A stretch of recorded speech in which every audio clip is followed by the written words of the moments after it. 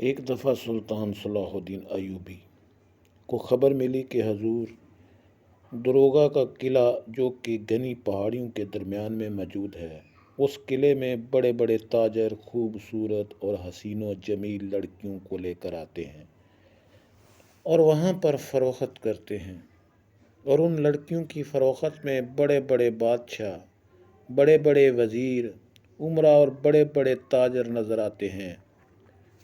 وہ بادشاہ باقی دیگر لوگ ان لڑکیوں کو خرید کر لے جاتے ہیں۔ ان میں سے تو کئی ان سے کام لیتے ہیں، کئی اپنی خدمت کے لیے رکھتے ہیں، کوئی ان سے اپنی جسم کی ہوس مٹاتے ہیں، اور جو رحم دل ہوتے ہیں وہ ان سے شریعت کے مطابق نکاح کر لیتے ہیں۔ تو سلطان صلاح الدین ایوبی رحمۃ اللہ علیہ نے وزیر کو کہا، پھر تو اس قلعے کو فتح کرنا چاہیے۔ تو اتنے میں وزیر بولا، جی ہاں سلطان معظم، آپ درست فرما رہے ہیں، لیکن اس سے پہلے ایک پریشانی کی بات یہ ہے کہ مصر سے تقریباً 1000 میل کے فاصلے پر ایک ایسی ریاست ہے جس میں ایک مسلمان بادشاہ حکومت کرتا تھا۔ اس کے محل میں موجود غداروں نے محل پر قبضہ جما لیا اور اس بادشاہ کو بھی قید کر لیا اور اس کے تخت پر اپنی مرضی کا ایک اور بادشاہ بٹھا دیا۔ تو سلطان صلاح الدین ایوبی رحمۃ اللہ علیہ نے کہا کہ ان کا مقصد کیا ہے؟ تو وزیر نے کہا، سلطان معظم، ہمارے جاسوسوں کی خبر کے مطابق وہ بادشاہ آپ کے ساتھ الحاق کر کے اپنی تجارت کو مزید فروغ دینا چاہتا تھا اور اپنے علاقے میں امن قائم کرنا چاہتا تھا، لیکن اس محل میں موجود دشمنوں کے جاسوسوں اور غداروں کو یہ بات پسند نہیں آئی اور انہوں نے اس کو قید کر کے اس کی سلطنت چھین لی، اور وہ جانتے تھے کہ شہزادی یہ سب کبھی نہیں ہونے دے گی، تو انہوں نے شہزادی کو ایک بڑے تاجر کے ہاتھ میں فروخت کر دیا۔ جب یہ خبر سلطان صلاح الدین ایوبی نے سنی تو بڑا پریشان ہوا اور سپاہیوں کو کہنے لگا کہ جب بھی کوئی مسلمان حق کی بات کے لیے آواز اٹھاتا ہے تو اس آواز کو دبوچنے کے لیے کئی گدڑ اکٹھے ہو جاتے ہیں، لیکن میں ان کو کبھی اپنے ارادوں میں کامیاب نہیں ہونے دوں گا۔ تو اتنے میں علی بن سفیان نے سلطان صلاح الدین ایوبی سے فرمانے لگا، سلطان معظم، اب آپ کیا کریں گے؟ تو سلطان صلاح الدین ایوبی رحمۃ اللہ علیہ نے کہا کہ میں اس قلعے کو اندر جاؤں گا اور سب سے پہلے اس شہزادی کو خرید کر آزاد کراؤں گا، اور اس کے بعد میں اپنا لشکر لے کر اس محل پر حملہ کروں گا اور اس میں موجود قید بادشاہ کو آزاد کروا کے ظلم کو مٹا دوں گا۔ تو اتنے میں سلطان کا ایک وزیر کہنے لگا، سلطان معظم، اس قلعے کے اندر سینکڑوں کی تعداد میں لڑکیاں خرید و فروخت ہوتی ہیں، تو آپ کو کیسے پتہ چلے گا کہ ان میں سے کون سی شہزادی ہے؟ آپ ان ساری لڑکیوں کو تو نہیں خرید سکتے۔ تو سلطان صلاح الدین ایوبی رحمۃ اللہ علیہ نے کہا کہ سلطان کی آنکھیں اتنی کمزور نہیں کہ ایک عام عورت اور ایک جنگجو شہزادی میں فرق نہ کر سکوں۔ تو سلطان صلاح الدین ایوبی رحمۃ اللہ علیہ کو آپ کا ایک قریبی وزیر کہنے لگا، سلطان معظم، بے شک آپ کی نظر چیل سے زیادہ تیز ہے، لیکن دشمن آپ کو دھوکہ ضرور دے سکتا ہے، لہٰذا آپ کوئی ایسی ترکیب سوچیں جس سے آپ کو پتہ چل جائے کہ جس لڑکی کو آپ خریدنے والے ہیں وہ اس بادشاہ کی بیٹی یعنی شہزادی ہے، کہیں آپ غلطی سے کوئی اور لڑکی نہ خرید کر لے آئیں اور وہ شہزادی کسی ظالم کے ہاتھ میں نہ چلی جائے۔ تو سلطان صلاح الدین ایوبی رحمۃ اللہ علیہ تھوڑی دیر سوچنے میں مصروف ہو گئے، اور تھوڑی دیر سوچنے کے بعد سلطان صلاح الدین ایوبی رحمۃ اللہ علیہ پریشانی کے عالم میں بیٹھا تھا کہ اتنے میں ایک سپاہی اندر آیا اور کہا، سلطان معظم، ایک باہر بوڑھا بزرگ بھیک مانگ رہا ہے۔ سلطان صلاح الدین ایوبی نے کہا، اس کو اندر آنے دیجیے، کیونکہ سلطان صلاح الدین ایوبی رحمۃ اللہ علیہ نے اپنے دربار سے کبھی کسی بھکاری کو خالی ہاتھ نہیں لوٹایا۔ سلطان صلاح الدین ایوبی کے سامنے جب وہ بوڑھا حاضر ہوا تو سلطان کو وہ بوڑھا کہنے لگا: سلطان معظم، بے شک میں آپ کی آنکھوں میں دیکھ کر بتا سکتا ہوں کہ آپ اپنی زندگی میں ایسی ایسی فتوحات حاصل کریں گے کہ جن پر دشمنوں نے کئی صدیوں سے قبضہ کر رکھا ہے، اور آپ کی نظروں میں ہمارے پیارے نبی آخر الزماں حضرت محمد صلی اللہ علیہ وسلم کا عشق صاف صاف دکھائی دیتا ہے۔ سلطان صلاح الدین ایوبی بڑا حیران و پریشان ہوا۔ دوستو، بہت سارے لوگوں کے دل میں یہ خیال پیدا ہوتا ہے کہ صلاح الدین ایوبی نہ کسی سلطان کا بیٹا تھا، نہ ہی سلطان کا خاندان کوئی شاہی خاندان تھا، اور آخر سلطان صلاح الدین ایوبی نے اتنی بڑی سلطنت کیسے قائم کی اور کافروں کے دلوں پر کیسے خوف بٹھایا؟ دوستو، اس بات کو آج یہاں وضاحت سے بیان کرتے ہیں اور یہاں آپ کو بتاتے ہیں کہ کس طرح سلطان صلاح الدین ایوبی نے ایک عام مدرسے کے طالب علم سے اتنی بڑی سلطنت کا مالک کیسے بنا۔ صلاح الدین ایوبی رحمۃ اللہ علیہ کے باپ کا نام نجم الدین ایوب تھا، جو قلعہ تقریت کا حاکم تھا۔ عین اس موقع پر جب سلطنت کی پیدائش ہوئی، ان کے باپ کو اس عہدہ سے سبکدوش کر دیا گیا۔ سلطان کا بچپن اور جوانی کا ابتدائی دور دمشق اور بابل میں گزرا، جہاں ان کا باپ پہلے عماد الدین اور پھر نور الدین زنگی کے ماتحت ان علاقوں کا گورنر رہ چکا تھا۔ سلطان نے بابل کے دینی مدرسوں اور دمشق کے جامع مسجد میں تعلیم حاصل کی۔ سلطان کو بچپن سے ہی دنیائی تعلیم حاصل کرنے کا بے حد شوق تھا۔ ان دنوں صلیبیوں سے مسلمانوں کی جنگیں زوروں پر تھیں اور نور الدین زنگی نے کارناموں نے کامیابیوں کے جھنڈے گاڑ دیے۔ صلاح الدین کی مجاہدانہ زندگی کا آغاز نور الدین زنگی کے دربار سے ہی ہوا تھا۔ 25 سال کی عمر تک سلطان نے گمنامی مگر پاکیزہ اور بے داغ زندگی گزاری۔ نور الدین زنگی کے دربار میں سلطان صلاح الدین کا چچا شیر سپہ سالار تھا۔ جب اس مصر کی مہم پر بھیجا گیا تو اس نے اپنے بھتیجے کا جذبہ جہاد دیکھ کر اسے بھی مہم پر اپنے ساتھ لے لیا۔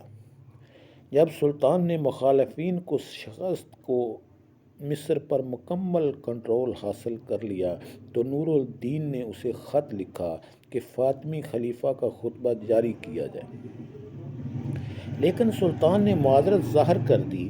تھوڑے عرصہ بعد حسن فاطمی کا انتقال ہو گیا۔ اس کے ساتھ ہی فاطمی خاندان سے جب کوئی بھی حکومت کا دعوے دار نہ رہا تو ان حالات میں 567 ہجری میں مصر میں ایوبی حکومت کی بنیاد پڑی۔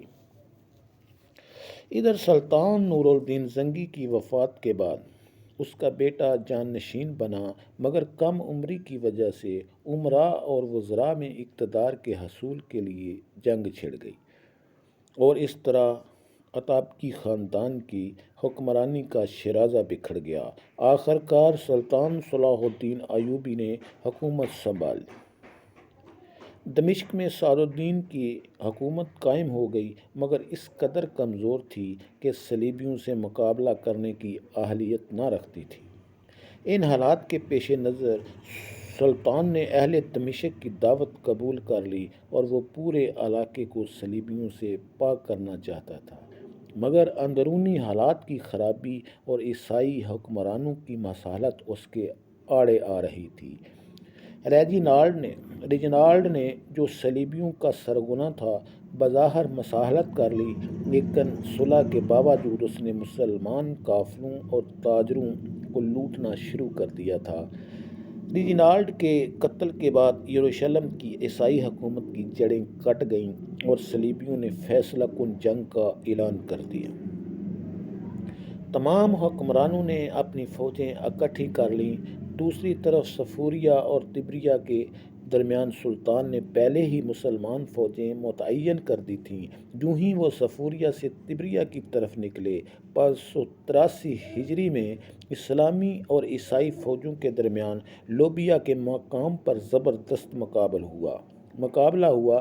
صلیبیوں نے ہتھیار ڈال دیے اور کوئٹہ حتین میں جا پہنچے، اور اس طرح پورا فلسطین شمال میں بیروت سے لے کر جنوب تک غزہ تک سلطان کے کنٹرول میں آ گیا۔ اس طرح 91 سال کی طویل عرصہ کے بعد صلاح الدین ایوبی ایک عظیم فاتح کی ہمت سے بیت المقدس اس کے حقیقی پاسبانوں کے قبضہ میں آ گیا۔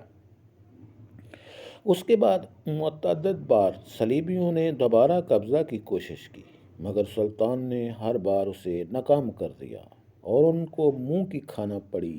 بیت المقدس پر سلطان کی عملداری نے پورے یورپ کے مذہبی جذبات کو اس قدر بھڑکا دیا کہ یورپ کے 3 بادشاہوں، انگلستان کے بادشاہ رچرڈ، فرانس کے آگسٹن اور جرمنی کے فریڈرک باربروسا نے متحدہ فوجیں تیار کیں جو بحیرہ روم سے تک پہنچ گئیں۔ سلطان نے ان سے نبرد آزما ہونے کے لیے اسلامی ممالک کے حکمرانوں سے مدد طلب کی، جو نہ مل سکی، اور آخر کار اسے خود ہی مقابلہ کرنا پڑا۔ مکہ اور اقصلان کے قریب 3 سال تک یہ جنگیں جاری رہیں۔ آخر کار ایک دن جرمنی کا بادشاہ فریڈرک باربروسا دریا عبور کرتے ہوئے ڈوب کر مر گیا، اور اس کی فوج کے حوصلے پست ہو گئے۔ ادھر بادشاہ انگلستان اور فرانس بیمار ہو جانے پر صلح کی درخواست کر دی۔ مکہ اور اسقلان کے ساحلی علاقوں کے قبضے کو تسلیم کر لیا۔ ان کی بیت المقدس کی زیارت کی اجازت دے دی گئی۔ صلاح الدین ایوبی نہ صرف اسلام کا سپاہی تھا بلکہ ایک عظیم فاتح عظیم انسان تھا، اور فراخ دلی میں اس کا کوئی ثانی نہ تھا۔ یہ تھا سلطان صلاح الدین ایوبی کی زندگی کا مشکل سفر۔ الغرض اب اپنے واقعہ کی طرف آتے ہیں کہ پھر صلاح الدین ایوبی مسکرانے لگا اور کہا، بابا جی، اگر آپ کی نظر اتنی تیز ہے کہ آپ کسی کو بھی دیکھ کر یہ بتا سکتے ہیں کہ اس آدمی کے اندر کیا خوبی ہے، تو کیا آپ مجھے میرے چند سوالوں کے جواب دے سکتے ہیں؟ تو بوڑھا بزرگ کہنے لگا، سلطان معظم، بے شک میں آپ کے سوالوں کے جواب دینے کی ضرور کوشش کروں گا۔ تو سلطان نے کہا کہ اگر تم نے میرے سوالوں کے جواب دے دیے تو تمہیں منہ مانگی رقم ملے گی۔ یہ سن کر بوڑھا کہنے لگا، معظم آپ اپنا سوال کریں۔ تو سلطان صلاح الدین ایوبی رحمۃ اللہ علیہ نے کہا کہ فرض کریں آپ کے سامنے 100 خوبصورت اور حسین و جمیل لڑکیاں کھڑی ہوں، اور اگر آپ سے کوئی کہے کہ ان میں 100 میں سے ایک لڑکی بادشاہ کی بیٹی یعنی شہزادی ہے، تو آپ ان 100 لڑکیوں میں سے شہزادی کی پہچان کیسے کریں گے؟ یہ سوال بڑا مشکل تھا۔ بوڑھا آدمی ڈنڈے کا سہارا لیتے ہوئے زمین پر بیٹھ گیا اور تھوڑی دیر سوچنے میں مصروف ہو گیا۔ تو سلطان صلاح الدین ایوبی رحمۃ اللہ علیہ نے بوڑھے کو کہا، بابا جی، کیا آپ میرے سوال کا جواب نہیں دے سکتے؟ تو بوڑھا بزرگ کہنے لگا، نہیں سلطان معظم، میں آپ کے سوال کا جواب ضرور دوں گا۔ سلطان صلاح الدین ایوبی رحمۃ اللہ علیہ کو وہ بوڑھا بزرگ کہنے لگا، سلطان معظم، میں ان 100 میں سے شہزادی کو صرف 2 طریقوں سے ہی تلاش کر سکتا۔ سلطان نے کہا، وہ کیسے؟ تو وہ بوڑھا کہنے لگا، سلطان معظم، میں ان لڑکیوں کے سامنے کوئی ایسی شاہی چیز لے کر جاؤں گا جو صرف ایک شہزادی ہی نے زندگی میں دیکھی ہوگی، اور باری باری ان کو وہ چیز دکھاؤں گا، اور جو عام لڑکی ہوگی اس کو کبھی پتہ نہیں چلے گا کہ یہ کیا ہے، وہ اسے ایک عام چیز سمجھے گی۔ لیکن جو شہزادی ہوگی اسے وہ دیکھ کر فوراً پہچان لے گی کہ یہ شاہی چیز ہے۔ سلطان نے کہا وہ کیا چیز ہوگی؟ تو اتنے میں بوڑھے بزرگ نے سلطان صلاح الدین ایوبی کے ہاتھوں میں دیکھتے ہوئے کہا، سلطان معظم، آپ کے ہاتھ میں جو موجودہ انگوٹھی ہے یہ دیکھنے سے ایسی لگتی ہے کہ اس کی بازار میں قیمت چند سکے ہوگی، لیکن ایک اصلی جوہری ہی یہ بتا سکتا ہے کہ یہ انگوٹھی کتنی قیمتی ہے، کیونکہ یہ صرف آپ ہی جانتے ہیں۔ تو سلطان صلاح الدین ایوبی رحمۃ اللہ علیہ کو بڑی بوڑھے کی بات سمجھ آ گئی۔ پھر سلطان صلاح الدین ایوبی نے کہا، آپ بتاؤ دوسری کون سی ترکیب استعمال کرو گے؟ تو اس بوڑھے بزرگ نے کہا کہ میں اپنے ہاتھ میں ایک ایسا دعا لگاؤں گا جس کو لگانے سے ہاتھ میں تھوڑی دیر کے لیے سختی آ جاتی ہے، اور مجھے یقین ہے کہ میں جب ساری لڑکیوں سے ہاتھ ملاؤں گا تو ان میں سے جو عام لڑکی ہوگی اس نے اپنی زندگی میں بہت ہی اتار چڑھاؤ دیکھا ہوگا، اس کو میرے ہاتھ کی سختی سے کچھ نہیں ہوگا، لیکن جیسے ہی میں شہزادی سے ہاتھ ملاؤں گا وہ ہاتھ کی تھوڑی سی بھی سختی کو برداشت نہیں کر سکے، اور اس کے چہرے سے ہی پتہ چل جائے گا کہ اسے تکلیف ہوئی ہے، اور اسی طرح میں ان 100 میں سے ایک شہزادی کو بآسانی نکال سکتا ہوں۔ سلطان صلاح الدین ایوبی رحمۃ اللہ علیہ نے بابا جی کو کہا، بابا جی آپ نے میرے دونوں سوالوں کے بہترین جواب دیے، اب بتاؤ تمہاری کیا خواہش ہے؟ تو اس بوڑھے بزرگ نے کہا، سلطان معظم میں کئی دنوں کا بھوکا ہوں، مجھے بس ایک وقت کا کھانا دے دیجیے، میں اللہ سے دعا کروں گا کہ اللہ تعالیٰ آپ کی سلطنت کو رنگ لگائے۔ سلطان صلاح الدین ایوبی رحمۃ اللہ علیہ نے باورچی کو کہا کہ بابا جی کو کمرے کے اندر لے جاؤ اور پرلطف کھانا کھلاؤ، اور کھانا کھلانے کے بعد اگر بابا جی اس محل میں رکنے کے لیے راضی ہو جائیں تو اس کو ایک کمرہ دکھا دو۔ باورچی بابا جی کو لے کر چلا گیا۔ اب سلطان صلاح الدین ایوبی رحمۃ اللہ نے اپنی علی بن سفیان کو کہا کہ اے علی، میں اپنی منزل کی طرف کل صبح ہی روانہ ہوں گا، کیونکہ کل صبح اس قلعے میں منڈی لگنی ہے، اور میں سب سے پہلے اس قلعے میں داخل ہوں گا تاکہ پہلا خریدار میں ہوں، کیونکہ سو سکتا ہے کہیں وہ میرے جانے سے پہلے شہزادی فروخت نہ ہو جائے۔ صبح ہوئی، سلطان صلاح الدین ایوبی رحمۃ اللہ علیہ نے نماز ادا کی اور منزل کی طرف روانہ ہو گئے۔ سلطان صلاح الدین ایوبی جب اس قلعے کے اندر پہنچا تو ایک عام زندگی کے بیس میں تھا۔ سلطان نے دیکھا کہ بڑے تاجر کے پاس بہت ساری لڑکیاں موجود تھیں جو اس قلعے کے اندر لے کر جا رہے تھے۔ تھوڑی دیر گزرنے کے بعد منڈی لگ گئی اور بڑے بڑے وزیر، امراء اور بادشاہ بھی آ رہے تھے۔ سلطان صلاح الدین ایوبی رحمۃ اللہ علیہ جب اندر داخل ہوا تو تمام لڑکیاں ایک قطار میں کھڑی تھیں اور خریدار ان کو دیکھ رہا تھا۔ ان میں سے کسی لڑکی کو خریدا جائے۔ اب سلطان صلاح الدین ایوبی رحمۃ اللہ علیہ نے بزرگ کی ترکیب پر عمل کیا اور سب سے پہلے اپنے ہاتھ میں وہ انگوٹھی لی اور ان سب لڑکیوں کو اس طرح ہاتھ دکھایا کہ وہ سامنے سے انگوٹھی صاف صاف نظر آتی۔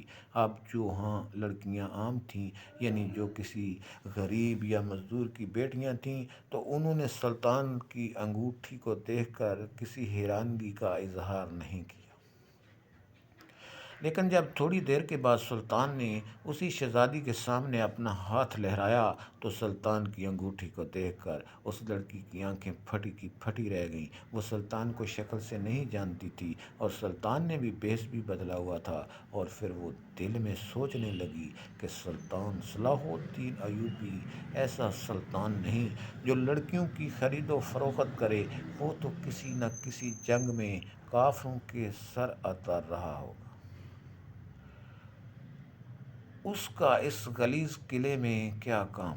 لہٰذا وہ لڑکی خاموش ہو گئی۔ اب سلطان صلاح الدین ایوبی رحمۃ اللہ علیہ نے بزرگ کی بات پر عمل کیا، اور صلاح الدین ایوبی رحمۃ اللہ علیہ نے اپنے ایک سپاہی کے ہاتھ پر وہ دوا لگائی۔ چند لمحوں کے بعد سپاہی کا ہاتھ سخت ہو گیا، اتنا سخت ہوا کہ سپاہی خود اپنے ہاتھ میں درد محسوس کرنے لگا۔ اب سلطان صلاح الدین ایوبی رحمۃ اللہ علیہ کے سپاہی باری باری ان خرید و فروخت ہونے والی لڑکیوں سے ہاتھ ملانا شروع کر دیا، اور دل میں کہنے لگا، اے میرے اللہ، کسی نامحرم لڑکی کو چھونے پر معاف کرنا، کیونکہ اس کے پیچھے ہمارا مقصد غلط نہیں۔ سلطان صلاح الدین ایوبی جب اس لڑکی کے قریب پہنچا اور جب اس سے سپاہی نے ہاتھ ملایا تو سپاہی نے تھوڑا سا ہاتھ کو سختی دی تو اس لڑکی کی چیخ نکل گئی۔ سلطان سمجھ گیا کہ اگر یہی سختی کسی اور لڑکی کے ہاتھ کو دیتا تو اسے شاید محسوس بھی نہیں ہوتا، لیکن یہ شہزادی جو کہ ایک محل میں پلی بڑھی تھی، جس نے اپنی زندگی میں کبھی اتار چڑھاؤ نہیں دیکھا، نہ ہی کبھی گرمی دیکھی نہ ہی سردی، بھوک دیکھی، تو صرف ایک شہزادی ہی اتنی نازک ہو سکتی ہے۔ سلطان صلاح الدین ایوبی رحمۃ اللہ علیہ نے ایک عام سے بیس میں اس شہزادی کو دگنی قیمت میں خرید لیا اور وہاں سے چپکے سے روانہ ہو گیا۔ اب سلطان صلاح الدین ایوبی رحمۃ اللہ علیہ محل میں واپس گیا اور اس لڑکی کو ساری صورتحال سے آگاہ کیا اور کہا کہ اب تم اپنے بابا کو آزاد کرانے میں ہماری مدد کرو گی۔ اب سلطان صلاح الدین ایوبی رحمۃ اللہ علیہ نے بڑی ہی عقل مندی سے ایک بہترین حکمت عملی بنائی اور اس بادشاہ کے محل میں خفیہ راستے سے داخل ہو گئے، اور سلطان کے اشارے کرتے ہی سلطان کے سپاہیوں نے ان غداروں پر حملہ کر دیا اور ان تمام غداروں کو مار دیا، اور اس کے بعد سلطان صلاح الدین ایوبی رحمۃ اللہ علیہ کی مدد سے وہ بادشاہ پھر سے اپنے تخت پر نشین ہوا، اور سلطان صلاح الدین ایوبی رحمۃ اللہ علیہ نے اس بادشاہ کو الوداع کہہ کر واپس اپنے محل کی طرف روانہ ہو گیا، اور واپس آ کر سلطان صلاح الدین ایوبی رحمۃ اللہ علیہ نے وزیر سے پوچھا، وہ بابا کہاں ہے؟ تو وزیر نے بتایا، حضور وہ بابا جی کھانا کھا کر اسی وقت ہی چلا گیا۔ اب سلطان صلاح الدین ایوبی رحمۃ اللہ علیہ نے اپنے کمانداروں کو کہا کہ میں اس وقت تک چین کی سانس نہیں لوں گا جب تک اس قلعے کو فتح نہیں کر لیتا، کیونکہ جس جگہ پر ہماری بہن بیٹیوں کی عزت کی بولی لگائی جاتی ہے، میں اس قلعے کو ٹکڑے ٹکڑے کر دوں گا۔ اور اس کے بعد سلطان صلاح الدین ایوبی نے اس قلعے کو چند دنوں کے اندر فتح کر لیا اور وہاں کے قلعے کے اندر ایک بڑا سا مدرسہ بنوا دیا۔ کہتے ہیں کہ وہ مدرسہ کئی سالوں تک چلتا رہا، جس میں کئی بڑے بڑے علماء نے تعلیم حاصل کی۔